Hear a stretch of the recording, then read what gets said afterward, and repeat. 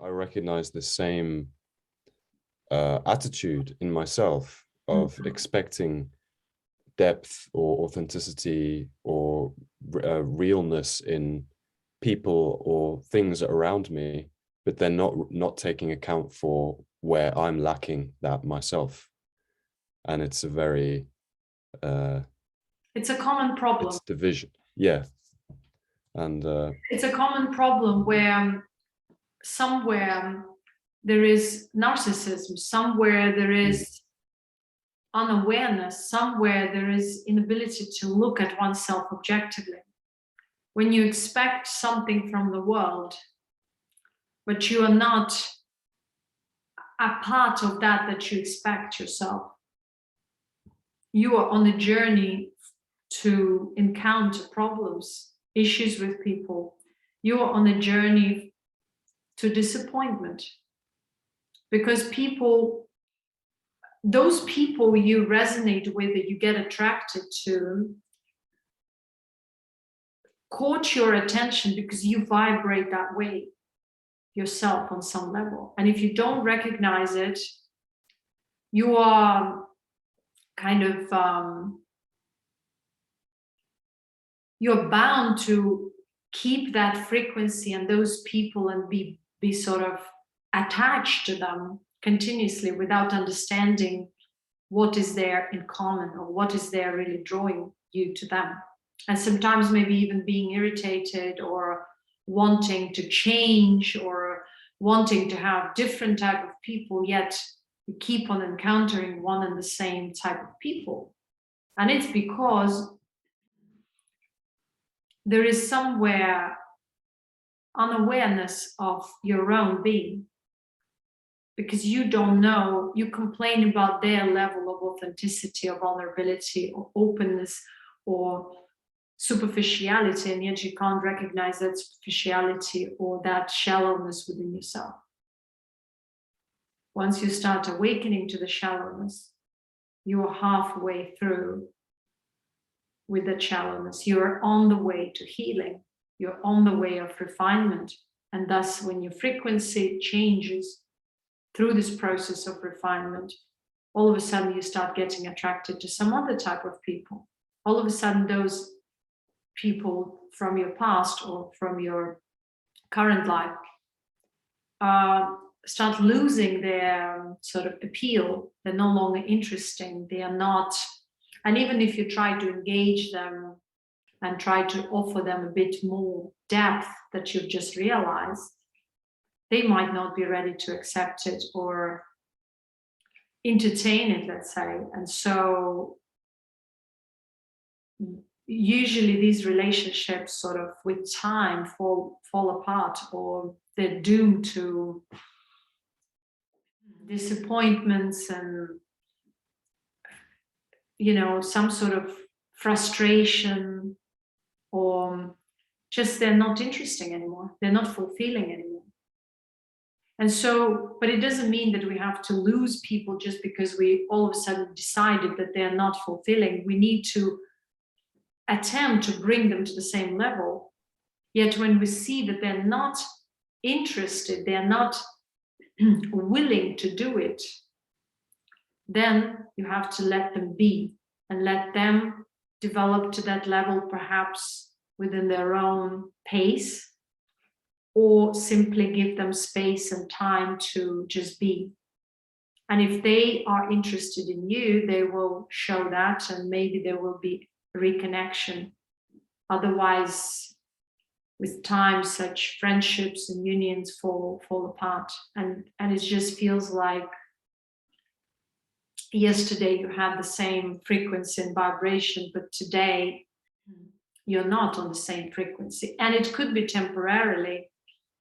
It could be that you simply need to communicate and explain yourself more, maybe what you're going through, and open up if you really love them or you want to preserve these relationships.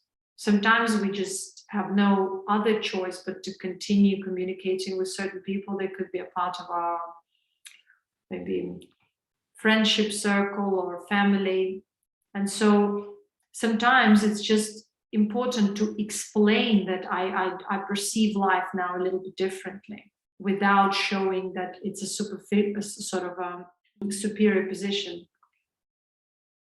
But if you see that they are completely disinterested or not really interested in kind of, they find you boring, they don't anymore want to communicate with you, they don't care what you're going through, then you have to draw conclusions whether you want to continue with these people or continue pursuing such relationships. I believe that through communication we can dissolve many differences, even if sometimes our soul frequencies can be different, or we might temporarily see things in a different light, but through communication and through acceptance of someone else's opinion or someone else's side, in this case, can also work wonders, because people may sometimes just think like this for a while. Difference in beliefs and opinions should not play such a vital role, but for some people it does, because it's their limitation, they're holding on to it very dearly. So sometimes instead of paying attention at unity and friendship and at something else, they kind of foolishly emphasize petty things in their relationships, or some kind of petty fights, some insignificant issues, and they hold on to them, and they develop kind of a standpoint there, so they hold on to that. They don't want to give in or compromise, because it defines them somehow. So this is called ego clash. Because if you look at the depth of any relationship, nothing really matters except the ability to just let go sometimes of certain things that happened yesterday or a week ago. But yes, sometimes people are fundamentally different, and yeah, you cannot reconcile differences even through communication, because it's just that simple that they believe in different things and want different things in life. So there are all kinds of scenarios, but after all, if you're authentic, or the more authentic you become, the more you look in depth of relationships rather than glide along the surface. Do they have the same interest as me? Do they believe in the same things? Because these superficial things don't matter much, because you can always negotiate about those. You can always compromise. You can always communicate. The deeper you go within, the more you emphasize the depth of the connection, the soul connection, the love, honesty, openness. So those things become more important than just some temporary views on something or some other things, which you don't even, maybe you won't care about in some years or some months. So most of the people fight over very petty things, very unimportant things, and they neglect the essence. Well, why? Because they actually don't hold on to the essence. They hold on to the petty things, the superficiality, because that's what defines them. That's what defines their limitation, their limited self. They're not aware of it. So the deeper you go within yourself, the more you become aware of your own being and conditionings, the more you hold on to that higher frequency within, and trying to refine the superficiality, being aware of the superficiality, but not kind of emphasizing it when you relate to other people. And this way you kind of start sorting out people in your life. You start selecting people better, because you understand that you want to connect to people who also hold on to authenticity and kind of a deeper being. So it's a principle of frequency after all, right? I mean, for me, generally with this, he is always wanting to be in my company, but I can't be in his company for too long because he has this vampiric, energetic vampire kind of presence. Yeah. And I struggle, and I try to connect deeper with him by bringing things into interaction. But there is a block there. And whenever I do that, some fear arises in him. And he diverts the interaction to something else, or he will kind of squash it a little bit, so it fizzles out. Yeah, it's because the frequency is not the same. And when you invoke higher frequency, his being, the level of his awareness, his consciousness blocks it, because it's not his time to connect to that level of being, you may say, or awareness, to have that awareness. He hasn't naturally grown to that. So in this case, we have to also approach people with wisdom. When we allow them to be who they are, accept them, and understand that if we want to communicate with them, we have to go to their level, yet maintaining kind of openness and authenticity, yet at the same time understanding the limitation and not going beyond that limitation if we want to maintain peaceful relationship. But definitely it's possible with your relatives, with your friends, but not in actual relationships, love relationships, because love relationships its purpose is to invoke deeper intimacy. And intimacy means emotional, mental, intellectual, spiritual connection. It's not just one aspect. That's why so often people face difficulties with love relationships rather than relationships with their neighbors and friends and family, because somewhat they learn to adjust and navigate and keep distance, maybe establish certain barriers, healthy barriers, and so the relationship is not that deep. But what comes to love relationships, it's much more difficult, because love already is supposed to be vulnerable, but vulnerable in a good sense, because it's just an absolute openness, it's an absolute honesty. Now, to maintain that level of openness and honesty is difficult, because people maybe fluctuate. Maybe you are as open and honest, but they are not as open and honest. And so when you are together, maybe you invoke some issues in them, traumatic responses, which takes them time to understand.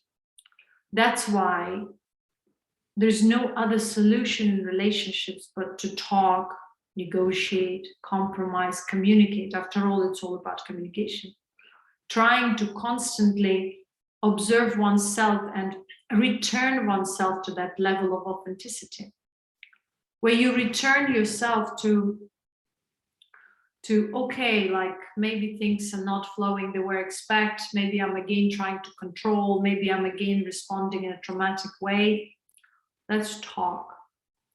Because if the traumatic response is to run away and not to communicate, that has to be recognized as a way to destroy relationships, as one's own corruption that causes separations in life.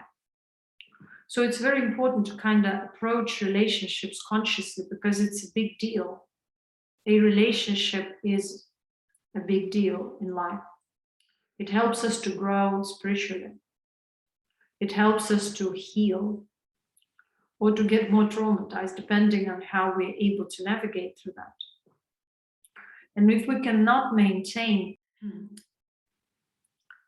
that authenticity all the time, but at least we are open to communicate about our own issues with one another. Even in situations when people maybe temporarily lost even attraction or started kind of losing attraction, maybe they're going through some periods of time that they are trying to discover themselves or not sure about themselves, maybe have some uncertainties in their work or somewhere else. So all of that should be discussed, communicated, and understood, and solutions have to be kind of created from both sides or discussed from both sides. Because usually relationships are kind of, it seems like a game, because if one person lost attraction, so they're kind of more in control. So it becomes all about control rather than authenticity. It all becomes like an ego trip. But if we want to really experience successful relationships, we have to accept that through life we may be in different conditions, in different modes. Relationship is a decision to communicate and to go through whatever can be brought or invoked through us or experienced in life. So a relationship becomes our life path, becomes our path to evolution, to spiritual growth. But many people don't realize that, but it still is happening there, whether they are aware of it or not. It's just that people who are not aware look at it as some sort of a reward system or game or something to please them or to boost their ego, to give them some pleasure temporarily. So that's why we have so many problems in relationships. People connect on a superficial level, people fall apart in a superficial level. So there is no maturity, there is no ability to negotiate, communicate, embrace one another in an authentic way.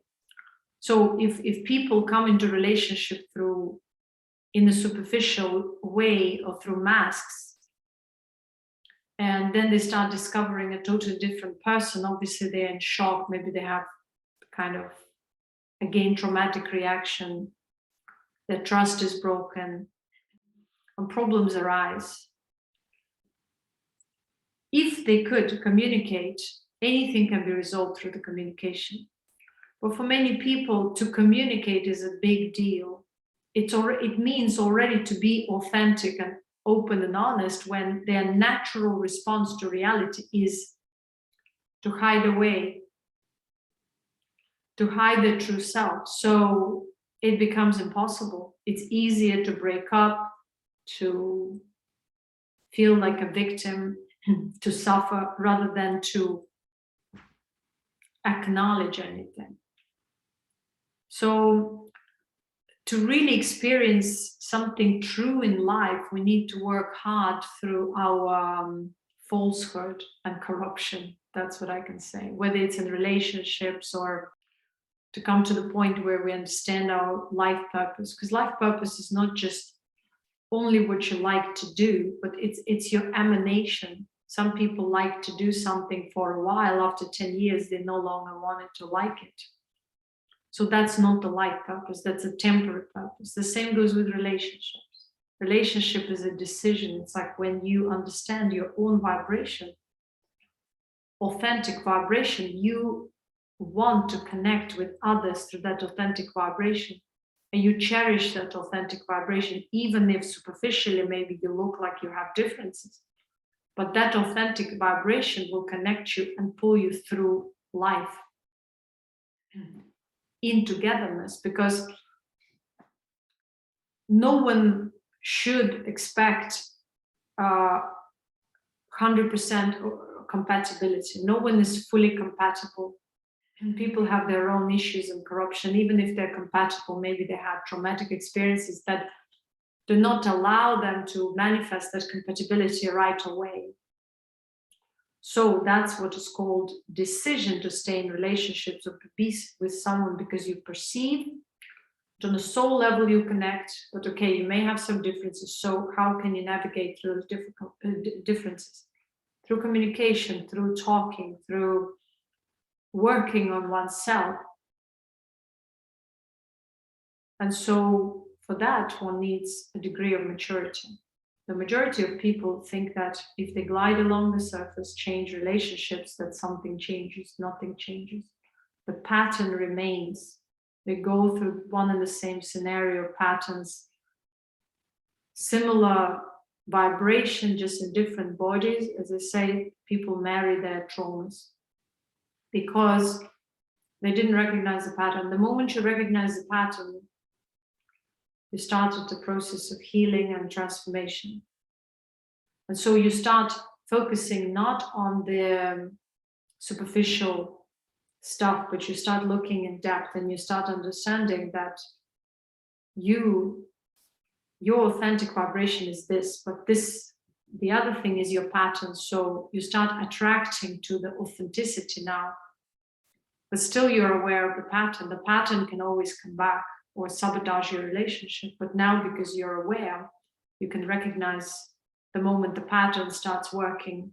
So you start using your consciousness and learn to dissolve this pattern and heal and stop sabotaging our relationships or hurting yourself and others, and so on and so forth. So that's what happens. But before you realize the pattern, usually people go through a lot of problems, and they see that their relationships break in the same way, or people hurt them in the same way, but they don't realize how they hurt people at the same time. So no one benefits. No one benefits from trauma. Most of the people come from a traumatic response, so they don't know other ways, so they shouldn't be also judged, because at that moment they don't know how to act otherwise. But by being hurt, they understand that they've done something wrong. So pain indicates that they went against the flow, against their authenticity, against their true self. They went along the pattern. They went along with trauma. They went. They decided to act again the same way, and so they can't expect any other result but the same broken heart, broken ego, broken relationships, or feeling of failure. Because it would be insanity if they keep on doing the same thing and expecting a different result. But the majority of people still think like that. They think that they can change partners, they can glide along the surface and keep on expecting different results, which is insanity. And thus, through this process, instead of becoming aware, they become more and more traumatized and more victimized until they understand. Because if you've done it once or twice, it's easier to understand. If you do it 10 times, 100 times, each time it becomes more painful. Each time it becomes more and more difficult to correct until it just cracks you. And sometimes this cracking is so painful that people lose themselves. Sometimes even it leads them to mental insanity, suicide, and stuff like that. So if life is not against us, it's just our consciousness is manifesting certain experiences to teach us, to make us understand that we are not experiencing different things or different relationships or different jobs. We are experiencing ourselves through seemingly different external conditions, but we are still experiencing ourselves. And this self, if not changed, if not transformed, will bring us to the same situations, the same results, if we don't change. Period. You know?